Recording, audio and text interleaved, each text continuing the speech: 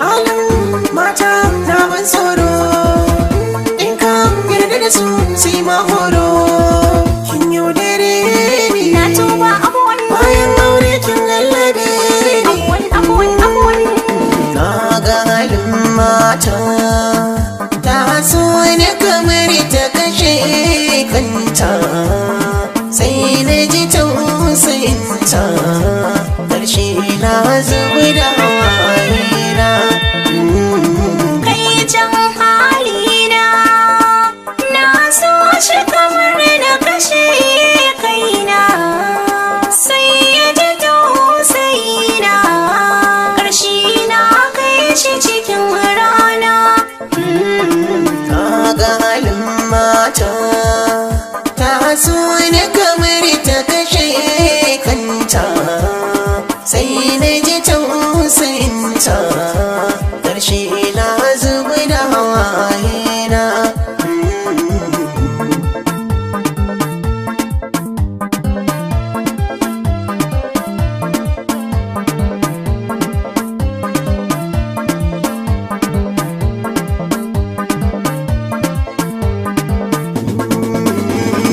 Ya kada ƙudiri ya mai biya mini dukan bukatuna, ya masanin farkon rayuwa ta ka kyauta ƙarshe na. Kamun kafa na yi gun shugaba na zo da kokona, ya kaligi na ka san nufi na ka amsa roƙona. Allah biya min bukatuna.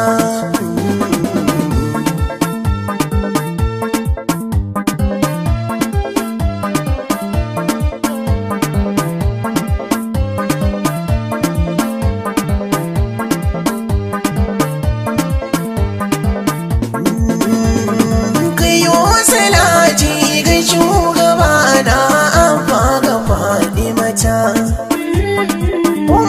Hassan da Husaini diyar ka Aliyu zaujinta.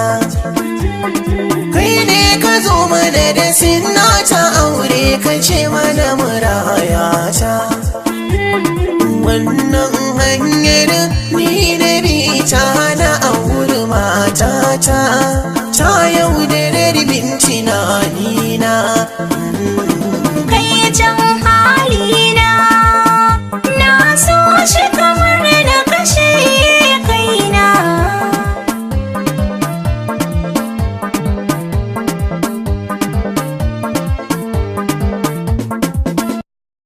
kai co nake yi da halin da na yi gare ka mijin aure.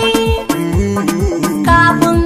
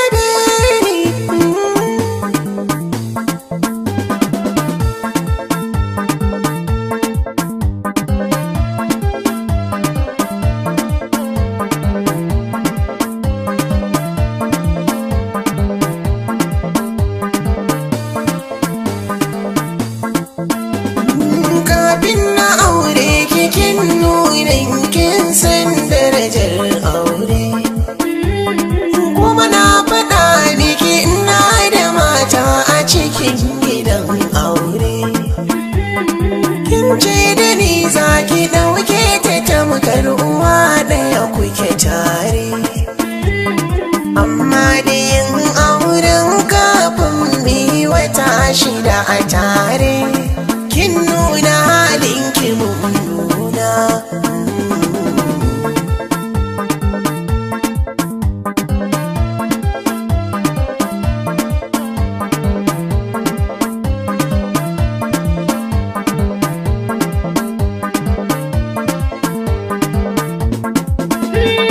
Yau gashi na ayo da na sani kan abin da na yi bayan karatu na bai amfanar da ni ba na islamiyya, sannan iyaye na ƙoƙarin su san bani tarbiyya.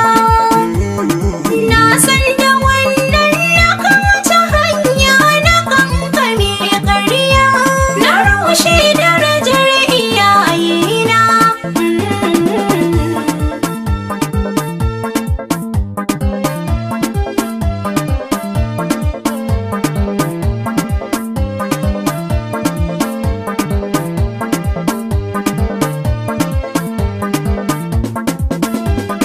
Ya mai gidana ina ta roƙo ka yafa laifina.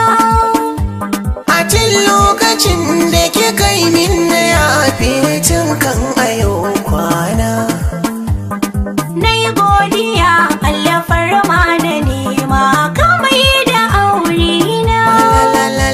La in kin tina lokacin zaman kin batan tunanina, ban so na koma cikin rana.